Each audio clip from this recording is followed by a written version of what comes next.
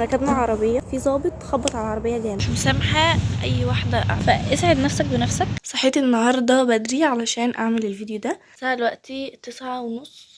عملت حاجة اشربها. انا جامعتي الساعة 12:15 فقدامي وقت كتير جدا.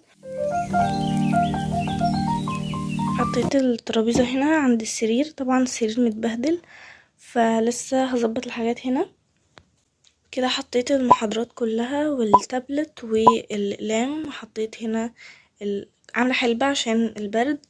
وعندي الدفتر ده عايزه الخص فيه شويه حاجات يعني. ده كده بيكون شكله فيه على كل اول صفحه الحاجات دي بنكتبها يعني. هو ل5 مواد فهيفيدني جدا في السمستر ده. دي الهدوم اللي انا هلبسها. رتبت السرير واخترت البنطلون ده والجاكيت ده هلبسهم وانا رايحه الجامعه. طيب اول حاجه هبتدي اكتب هنا الحاجات اللي انا المفروض اخلصها والحاجات اللي خلصتها واللي هراجع عليها، كل ده يعني عشان اعرف دنيتي ايه وهذاكر دول ازاي وهبدا بايه. انا كده كتبت الحاجات اللي المفروض اخلصها وهعلم على الحاجات اللي انا خلصتها.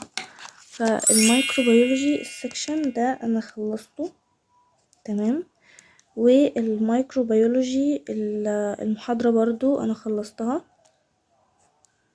فكده انا خلصت دول وخلاص كده. الفارماكولوجي سيكشن خلاص خلص. الفارماكولوجي ليكتشر دي انا برضو مخلصاها، لسه هرجع عليها واحل الاسئله. فممكن ادخل دلوقتي بقى على الهيستولوجي، برضو هحاول اخلصها دلوقتي. هبقى اعمل بقى مراجعه للحاجات دي كلها، ولما اجي من الجامعه هعمل هذاكر الفسيولوجي. بس دلوقتي هقوم البس علشان هتاخر على الجامعه لو انا ملبسش دلوقتي الساعه 10:30. بس هلبس بقى وبعدين اروح الجامعه. دلوقتي بقى هبتدي ان انا احط ميك اب. عندي النهارده يعني حاجات بسيطه وهخلص بسرعه واجي تاني.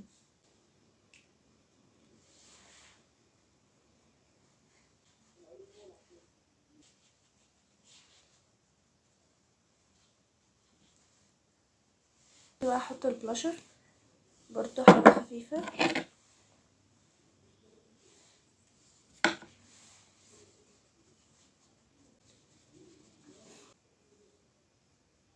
بس كده فهعمل شعري وهنزل دلوقتي.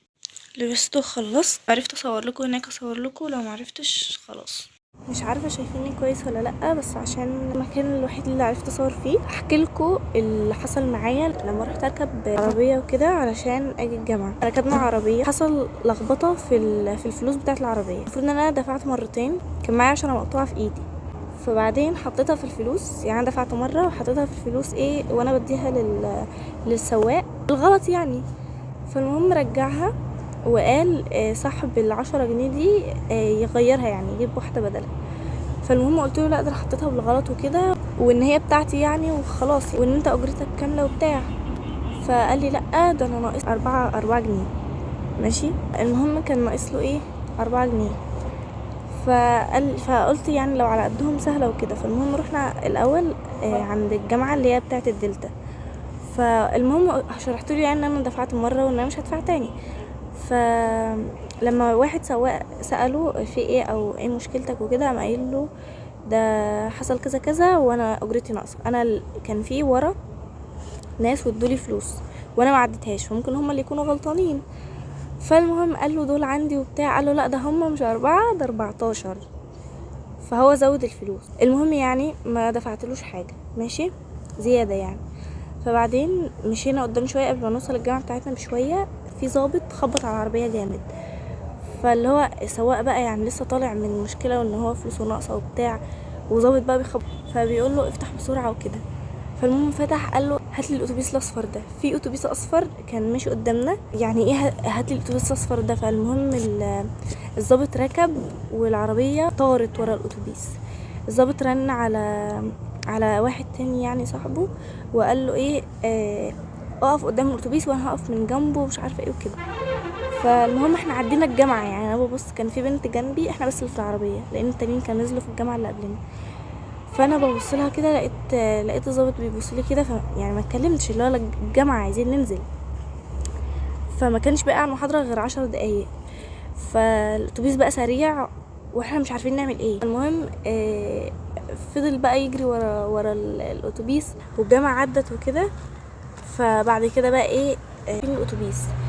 ف فالسواق بتاع الاتوبيس بيشوح للظابط كده، مش عارفه ايه. الظابط نزل يقول له انزل لي، فلما الراجل مرضاش ينزل رفع عليه المسدس، والطريق كله وقف بقى. في الاخر نزلوا وخدوا الاتوبيس تاني، رجعوه. دول اللي هم شرطة المرور، فرجعوه وخدوا الظابط في البوكس. طبعا البوكس جه، انا اصلا ما كنتش مصدقه. يعني احنا بنجري دلوقتي ورا اتوبيس مثلا معاه ايا كان معاه ايه. بس حبيت احكي لكم اللي حصل ده. والراجل جابنا تاني عند الجامعه، ونزلنا بقى وخلاص كده. دخلت بقى المحاضرات.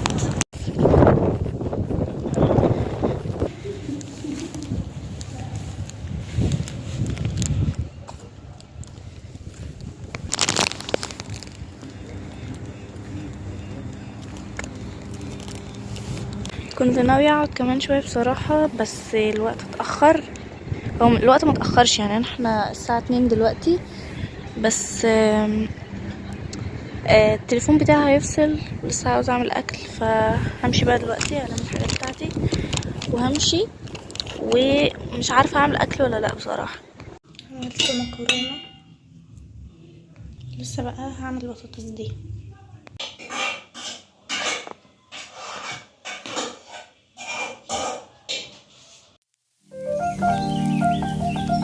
سريع عشان تعرفي الملمس بتاعه ايه. يعني ايه بالعربي بقى؟ يعني ايه بالانجليزي؟ ايه؟ كان عندي معمل خلصته. رحت جبت فطار،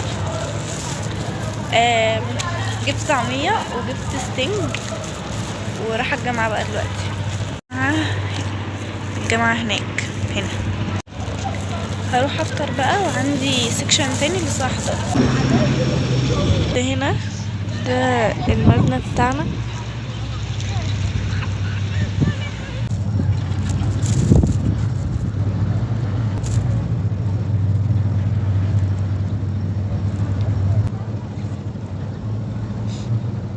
في واحدة بتقول عليا قاعدة تاكل لوحدها، سمعتها.